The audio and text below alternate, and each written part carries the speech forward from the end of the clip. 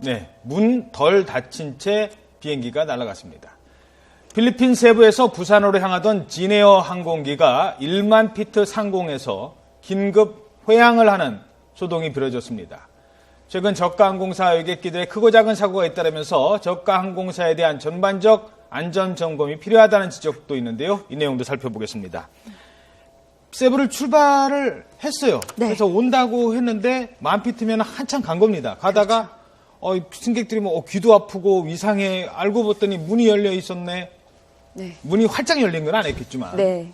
설명 좀 해주시죠. 네, 이제 그 말씀하신 것처럼 세부를 출발해서 부산을 가고 있던 그 진에어 그 항공이었습니다. 예. 근데 출발하자마자 이 그 출입문 쪽의 한쪽에서 굉장히 이제 굉음이 나기 시작을 했어요. 왜냐하면 문이 아까 말씀하신 것처럼 문이 완전히 닫히지 않고 약간의 틈이 있었습니다. 예. 그렇다 보니까는 이제 착륙을 할 때서부터 이륙을 할 때서부터 이제 굉장히 소음이 많았겠죠. 그래서 예. 아이들은 이제 울음이 터지기 시작을 했고요. 무섭다고. 그리고 또 이제 기압이 또 차이가 있기 때문에 그렇죠. 또 귀의 통증을 호소하시는 분, 머리 두통을 호소하시는 분들이 있었는데 결국에는 이륙한 지 20-30분 만에 그 조종사가 회항을 결정을 했습니다. 이 출입문에 어떤 문제가 있어서 어떤 기압 조절에 문제가 있다라고 해서 회항을 했고요. 결국 이제 승객이 163명 정도가 타고 있었는데 굉장히 이제 불안감을 느꼈을 거예요. 아까 예. 그 말씀드렸던 통증 포함해서 그래서 다시 그 세부로 돌아와서 결국에는 예정 시간보다 15시간 늦게 그 원래 목적지인 김해공항에 도착을 했습니다. 다시 비행기를 타서.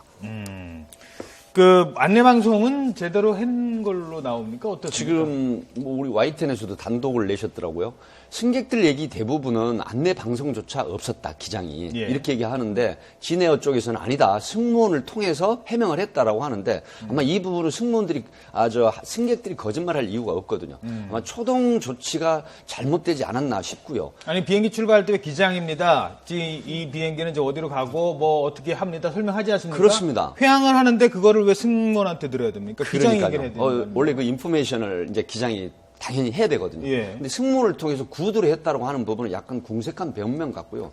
요즘 저가 저비용 항공사 문제가 많죠. 뭐 이스타나 제주항공 그 사례도 있듯이 이렇게 해서 30분 만에 다시 회항을 하고 지금 이분들도 결국 진에어 15시간 만에 돌아왔거든요. 예. 그렇다고 하면 막중한 어떤 그 연말연시를 보내고 업무가 시작되는 상황에서 얼마나 큰 또 공포, 3,000m 상공이거든요. 1만 미터. 예. 이런 상황에서 이런 작은 실수, 요압장치 문제냐 아니면은 문 여닫이의 문제냐 이런 부분이 사실 후진국에서도 일어나지 않는 그런 경우인데 우리 선진국 턱에 있는 대한민국에서 이런 일이 일어났다는 건 사실 국토교통부에서 좀 더 세심한 지도 관리가 필요해야 된다.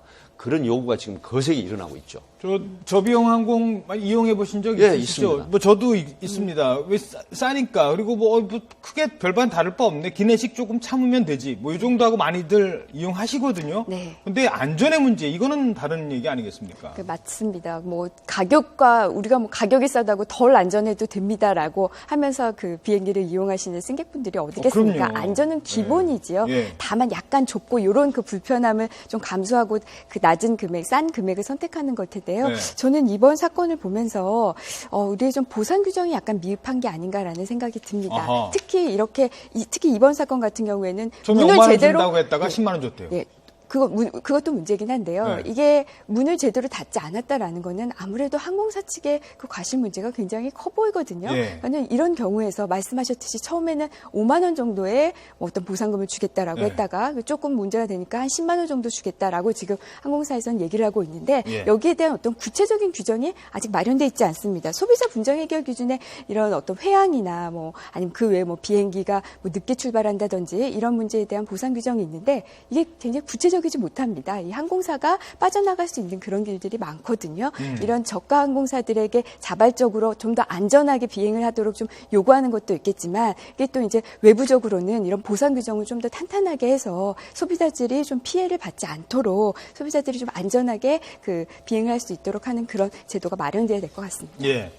원래 저가 항공 하다가요, 저비용 항공으로 바꿨습니다. 그래서 저희들도 많이 따라줬습니다. 왜? 저가하면 싼 항공. 근데 싸기보다는 여러 가지 좀 비용을 절약한 그렇죠, 항공이라고 저기요. 해서 그렇게 해줬는데 자꾸 이러면 정말 싼 항공 되는 거예요. 그렇죠. 이렇게 되면 사람들 불안합니다. 이번에 정부가 조사에 들어간다니까 자세한 좀 철저한 조사 좀 필요해 보입니다.